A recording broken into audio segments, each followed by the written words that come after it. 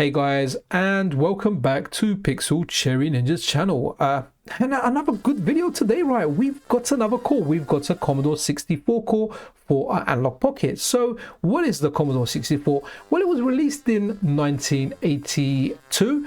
It was an 8-bit home computer, and at the time of release, it sold for $600. Today's equivalent, that's around $2,000. Quite a premium device, right? Guys, I had one of these Commodore 64s. I absolutely loved it, and I have big nostalgia for it.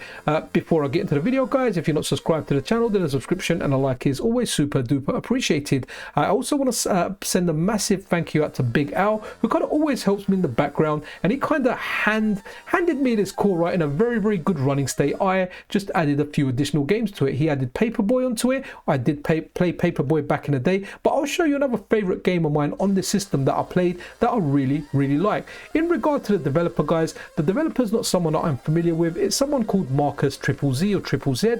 I'll leave a link to their GitHub where you can get the core. Now, this isn't going to be a tutorial, but I will later in the video show you my file structure, so when you have a look at the GitHub and all the files that you require, you can have a look at how I've structured them, just in case that does lend a hand. But the GitHub is pretty clear. You need to get your own games to run on there, and guys, it's just so much fun. It's nice revisiting the Commodore 64. I haven't done for a long time. I've only gone through like 4 or 5 games, but hopefully I can get some more going sometime soon. So guys, yeah, let's get into some C64.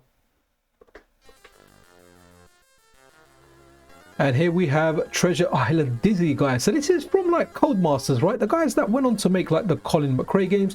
It was a game about an egg, right? And it was like an adventure game. And it's been a long time since I played it. But I remember like some of these games were a lot of fun. They were like kind of like adventure games. An interesting story, well, about an egg going on different adventures. I think there was a modern adaptation for this game as well. I think I ended up buying one on like Android or iPhone or something. I don't know. It didn't quite have the magic these games have. But yeah, just wanted to see a game running, and here's Dizzy, and he's about to commit suicide by jumping in the water because everyone knows eggs don't survive the sea.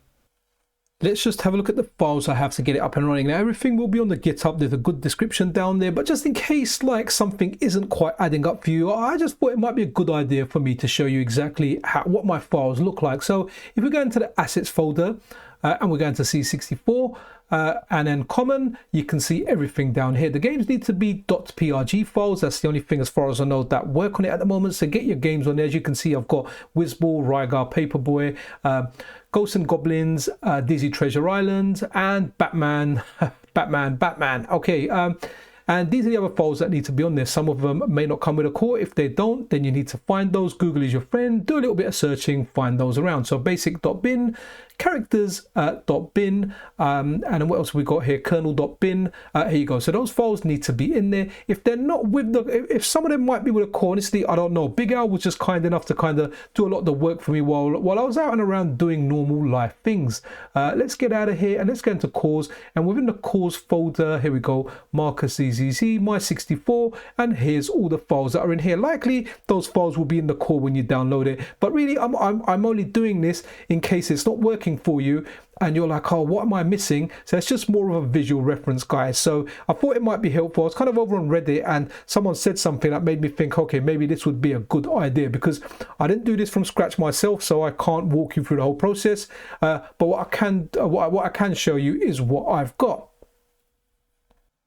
So guys, once you've loaded up your core and you're presented with, like, I don't know, the home screen or whatever this thing is called, this is what you're gonna get. So once you go over here, what you want to do is you want to go ahead and press the analog button. Once you do that, go over to core settings and then go down to load PRG slot 0. Once you go there, it should take you to your common folder and the PRGs that you've got there. And here we are gonna load Rygar. So once you press A on Rygar, you load it, then press select, which will bring up this menu, right? And then you want to go into that middle part. You can swap between keyboard, PRGS, and miscellaneous by pressing the R and L buttons on your Analogue Pocket. But what you want to do is you want to go to PRGS, and then it gets inject PRG slot, right? And then you want to press A over here.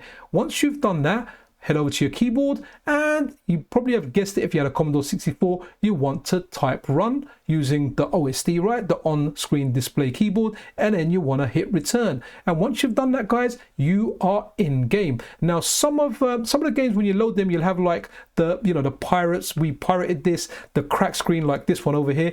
Most often, to bypass this, you just need to press space, which again is available on the OSD. Once you do that, you start getting some hieroglyphics up top, and here we are, guys. Rygar, one of my favorite games on the Commodore 64, a game that I played growing up and I absolutely loved it. So going with memory now, right, I'm thinking to myself, what games do I remember on the Commodore 64? And I couldn't remember that many. Hawkeye comes to mind. Rygar's a game that came to mind, and guys, I absolutely love this. The soundtrack's very, very repetitive, but guys, I rinsed this game out on the C64.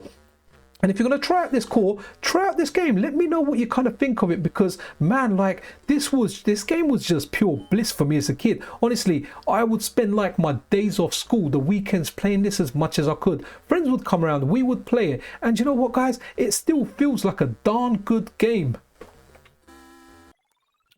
Okay, so let's kind of like round up this video and have a look at like one more game while we're doing. This was a game called Whizball. This is a game that I remember, and I can't remember, I don't know if I had this on the C64. This may have been something I played on like 16-bit computers like the Atari ST or the Amiga, but I wanted to test it out, and for this video I literally grabbed a handful of games. Likely I'll grab some more games later to see what I want to play, and maybe I'll have a look at some best of lists. But guys, this is Whizball. It's running on there, and guys, this game was well, playing it now, it was frustrating. I remember thinking highly of this game now. Maybe it hasn't aged so well. I mean, it controls well. You're like this ugly kind of ball. Kind of reminds me of that ball, you know, the one with all the eyes in Big Trouble in Little China. If you've seen the movie, you know what I'm talking about. But yeah, guys, C64 is here. It's running stuff on there. A big shout out to the developer. Absolutely awesome. And like I said, if you're around, pop over to our Discord, come and say hello. It really would be nice to meet you. Thank you so much for this call. It's going to make a lot of people happy, because a lot of people have always said we really would like to see a C64 core for the Analogue Pocket, and stuff like that is now happening. Analogue Pocket is awesome. Arcade cores, now computer cores. It is just brilliant. So guys, if you enjoyed this video, give me a thumbs up, subscribe to the channel, hit the notification bells. It really does help out. Be awesome to one another, guys. I'll see you around. This is Pixel Cherry Ninja out.